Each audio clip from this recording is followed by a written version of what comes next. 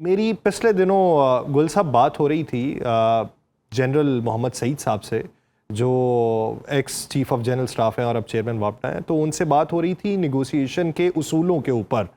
میں نے کہا یہ پوسچر ان کا پوسچر ہے کہ یہ بار بار کہتے ہیں ہم یہ نہیں مانیں گے، یہ نہیں مانیں گے، یہ نہیں مانیں گے، یہ پورٹرے کرتے ہیں یا دباؤ بڑھانا چاہتے ہیں، یا پھر ان کا طرز عمل ہی ایسا ہے؟ کیونکہ جے ڈی وینس نے ایک طنزاً جملہ کہا تھا، فارسی طرز مذاکرات کر رہے ہیں یہ۔ تو انہوں نے آگے سے جنرل صاحب نے یہ جواب دیا، کہتے ہیں یہ بہت ٹف نیگوشیٹر ہے، ان کے ساتھ بیٹھ کے آپ یہ نہیں کر سکتے کہ ان کو اپنے بارے میں قائل کر لیں، یہ آپ کو اپنے نقطے پہ قائل کرنے کی کوشش کرتے رہیں گے۔ تو اب کی بار پھر رکاوٹیں کون کون سے نکات کے اوپر دیکھنے کو مل سکتی ہیں؟ دیکھیے، یہ بات بالکل درست ہے، کیونکہ یہ اس کے کچھ سنہری اصول ہوتے ہیں۔ یعنی کہ آپ یہ دیکھیں ذرا، سٹیو وٹکوف یا جیرڈ کشنر کی تعلیم دیکھیں اور اس کے مقابلے میں جو پی ایچ ڈیز ہیں ان کی تعلیم دیکھیں۔ ایران کا وقت میں کتنے پی ایچ ڈی تھے وہ آپ جانتے ہیں۔ اسی طریقے سے پھر ان کا اعتبار اور ایمان جو ہے، اور پھر اپنی لیڈرشپ کے ساتھ والہانہ ایک عقیدت، اور پھر ڈٹ جانا اور اپنے اصول کے اوپر اس حد تک چلے جانا کہ آپ جان کی بھی پرواہ نہ کریں۔ تو ہمیشہ یہ کہا جاتا ہے کہ fear a man who has got nothing to lose۔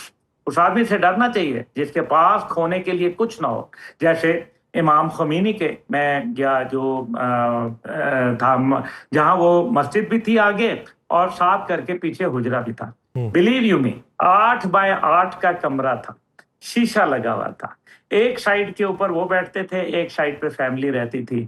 میں آپ کو ایمانداری سے بتاؤں کہ میری آنکھوں میں آنسو آ گئے کہ یار وہ بندہ جس کے ساتھ بڑے بڑے ریپر آ کے زمین پہ بیٹھ کے جو ہے وہ ابلے ہوئے چاول کھاتے تھے، اور یہ اس کا یہ عالم تھا کہ یہ یہاں تو کچھ بھی نہیں جو ہے وہ کیا کسی کے لیے جائیدادیں چھوڑ گئے یا کچھ بھی نہیں کیا۔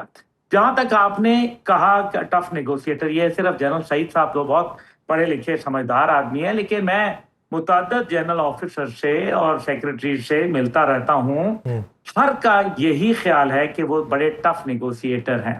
وہ اپنی بات کے اوپر جب اڑ جاتے ہیں اصول کے اوپر، تو پھر وہ آپ ان کو پیچھے نہیں ہٹا سکتے، کیونکہ وہ جان دینے کے لیے تیار ہو جاتے ہیں۔ وہ پہلے ہی وہ بات کرتے ہیں، یہ نہیں ہوتا کہ مطلب وہ 10 مانگتے ہیں تو وہ جو ہوتا ہے وہی کرتے ہیں۔ اب میں اپنے ابو کی بھی مثال دینا چاہتا ہوں۔ جب سی آئی اے کا چیف پاکستان آیا، بڑی انٹرسٹنگ بات ہے، سی آئی اے کا چیف پاکستان آیا تو پاکستان آئی ایس آئی کی اتنی کیپیبلٹی تھی کہ پاکستان آئی ایس آئی نے ان کی گاڑی کے اندر جو سسٹمز تھے اس کو ہیک کر لیا تھا اور وہاں اپنے بگنگ ڈیوائس لگائے ہوئے تھے۔ اب وہ جو بات کر رہے تھے وہ کہتا تھا کہ don't go to general Hamid Gul, he will convince you to his point of view. مت اس کے پاس جاؤ، وہ تمہیں اپنے بات کے اوپر قائل کر لے گا۔ اور پھر جب وہ بیٹھ کے واپس جا رہا تھا تو اس نے کہا I remember when I was going to General Hamid Gul, you said that don't go to him, he will convince you to his point of view, and believe you me, I got convinced despite I don't like it۔ تو یہ دیکھیں جو ایک اصول ہوتے ہیں یہ کہ جب آدمی نے کوئی کہیں پیسے نہ بنائے ہوں، ایمانداری کی زندگی گزاری ہو، اللہ کے اوپر اس کا یقین ہو، اس کا بھروسہ ہو، اور اپنی قوم کے ساتھ محبت ہو، اپنے نظریے کے ساتھ وفا ہو، یہ وہ تمام چیزیں ہیں جو ان کو ایک ٹف نیگوسیشن کے اوپر لے کے آتی ہیں۔ اور میرا خیال ہے کہ یہ ایک اچھی بات ہے اور یہ ہونا چاہیے۔ اچھا، میرا سوال گل صاحب کہیں بیچ میں رہ گیا، وہ لبنان کے محاذ کے اوپر تھا کہ لبنان کا محاذ کس حد تک ٹف رہے گا اور یہ اسرائیل کے سپوائلر بننے میں کس حد تک کردار ادا کرے گا، اور جنگ کے دوبارہ شروع ہونے میں کیا اہمیت کا حامل ہوگا؟ دیکھیں سر، بات یہ بالکل آپ نے درست فرمایا، میں معافی چاہتا ہوں کہ میں اس درمیان میں بھول گیا، لیکن جو لبنان ہے، لبنان کے اوپر ان کے جو گریٹر اسرائیل کے خواب ہیں وہ بالکل واضح ہیں اور امریکہ کی مکمل حمایت ان کو حاصل ہے، اس میں کوئی دوسری رائے نہیں ہے، کیونکہ اس پہ ہم پہلے بھی بات کر چکے ہیں کہ اگر وہ گولہ بارود ناکارہ بنانا چاہیں تو وہ اس کے اندر سورس کوڈ آف کر دیں گے تو وہ اسی وقت ناکارہ ہو جائے گا۔ اس کا مطلب ہے امریکہ ان کے گریٹر اسرائیل پہ، کیونکہ پیٹ ہیگسیٹ کو دیکھ لینا، اس نے کیا بیان دیا تھا، اسی طریقے سے مائک ہکابی کو دیکھیں جو ان کا سفیر ہے وہاں اسرائیل میں، اس نے کیا بیان دیا تھا۔ تو مطلب لیٹس بی ویری اسٹریٹ کہ یہ جو لبنان کا مسئلہ ہے یہ فی الحال مجھے حل ہوتا نظر نہیں آ رہا۔ اسی وجہ سے میں نے جو پہلا آپ کا اس میں تھا اس کے اندر گزارش کی تھی کہ مجھے سال کے آخر میں امریکہ کی جانب سے مکر اور فریب نظر آ رہا ہے۔ دیکھیں نا، معاہدہ کرنے والے امریکی، معاہدہ توڑنے والے امریکی، نیوکلیئر پلانٹ دینے والے امریکی، نیوکلیئر پلانٹ کو واپس لینے والے امریکی، یعنی کہ ہر چیز کے اندر جو وہ کہتے ہیں وہ کرتے نہیں ہیں، ٹریچرس۔ اور انگریز نے سوائے ٹریچری کے اور سکھایا کیا؟ دھوکے کے۔ آپ مجھے بتائیں، تاریخ بھری پڑی انگریزوں کی ٹریچری کی، دھوکے کی، فریب کی، مکر کی، تو یہ تو داستان ہے نا۔ اور پھر مسلمانوں کی جو داستانیں ہیں اس کے اندر اگر آپ دیکھیں تو مسلمان ہمیشہ مکر اور فریب سے ہی جو ہے وہ پھنستے ہیں۔ اچھا گل صاحب، کیا آپ کو یہ امید ہے کہ وہ بلینز ڈالرز کے جو اثاثے مختلف ممالک کے اندر مقید ہیں، جن میں چائنا ہے، بھارت ہے، قطر ہے، اور بھی بہت سے ممالک ہیں، بشمول امریکہ ہے، امریکہ میں تو سب سے کم اثاثے بتائے جاتے ہیں کہ $2 ارب کے قریب ہیں، کیا یہ منتقل ہو جائیں گے؟ ہم تو یہ بھی باتیں سن رہے ہیں کہ امریکہ اپنے ملک کے اندر منجمد اثاثوں کے بدلے زرعی جو غذائی اجناس ہیں امریکی، اس کی خریداری کی بات کر رہا ہے کہ آپ اس کے بدلے وہ لے لیں، پیسہ نہیں آپ کو منتقل کیا جائے گا۔ تو کیا یہ کسی حد تک واپس ہوں گے؟ کچھ اماؤنٹ ہوگی یا سرے سے ہی نہیں ہوگی؟ دیکھیں، جو پیسہ ہوتا ہے نا وہ ایماندار آدمی کے اوپر بوجھ اور بے ایمان کے لیے جو ہے مال غنیمت آسائش ہوتا ہے اس کے لیے۔ ہاں، تو اس وجہ سے وہ اس کو مال غنیمت سمجھ رہے ہیں کہ انہوں نے کسی کی چیز پکڑ لی ہے تو بس ٹھیک ہے، ابھی جب تک ہم اس کو چلا سکتے ہیں۔ یہ تو پھنس گئے، ورنہ انہوں نے تو کبھی ڈکار بھی نہیں مارنی تھی وہاں پیسہ ہڑپ کر کے۔ ابھی تو یہ پیسہ جو انہوں نے کہا، باقر کالیباف صاحب کا بیان آیا ہے جس میں انہوں نے کہا ہے کہ ہمیں کوئی ڈکٹیٹ نہیں کرے گا کہ ہمارا پیسہ ہم کیسے اور ہم نے کس سے کیا خریدنا ہے نہیں خریدنا، اور ہم خوراک میں خود کفیل ہیں یا نہیں، یا ہم بھوکے مر رہے ہیں یا نہیں۔ یہ انہوں نے بڑا سخت جواب دیا ڈونلڈ ٹرمپ کو۔ تو اس لیے میرا خیال ہے کہ اس طرح کا کوئی سین مجھے نظر نہیں آ رہا جس کے اندر ایران ان سے کوئی چیز خریدے گا۔ ہاں، جو ان کے منجمد اثاثے ہیں ان کے اوپر لیت و لال سے ضرور کام لیا جائے گا، لیکن ان کو دینا پڑے گا۔ البتہ یہ جو $300 بلین کا جو کہا جا رہا ہے کہ ان کو ریہیبلیٹیشن کے لیے دیا جائے گا، دس آئی ڈاؤٹ ویری مچ۔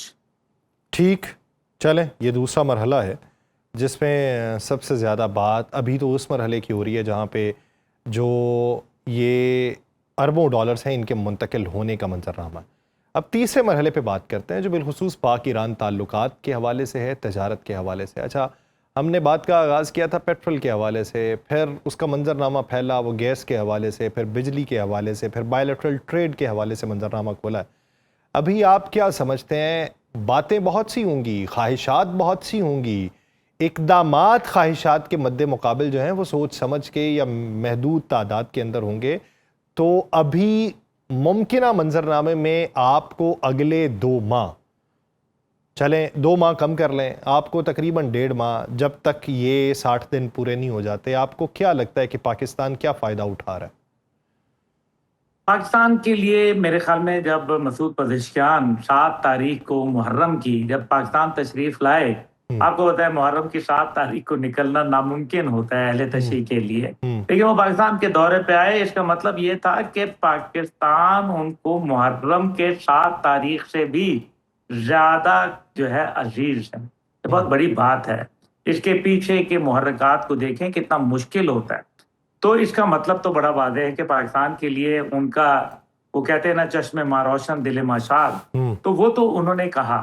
اب آپ کے لیے یہ ہے کہ جو یہاں دیکھیں لانگ ٹرم انٹرسٹ کے امریکن لوگ بیٹھے ہیں، ये रियलिटी है। क्योंकि जिनकी चौथी पांचवी नस्ल अमेरिका में पढ़ी, अमेरिका से पाकिस्तान आई, पाकिस्तान में आला मनसबों पर रही, शासक में रही, फलानी जगह पे रही, अब वो लोग जो हैं उनका एक generation to generation American investment हुई भी है उन पे।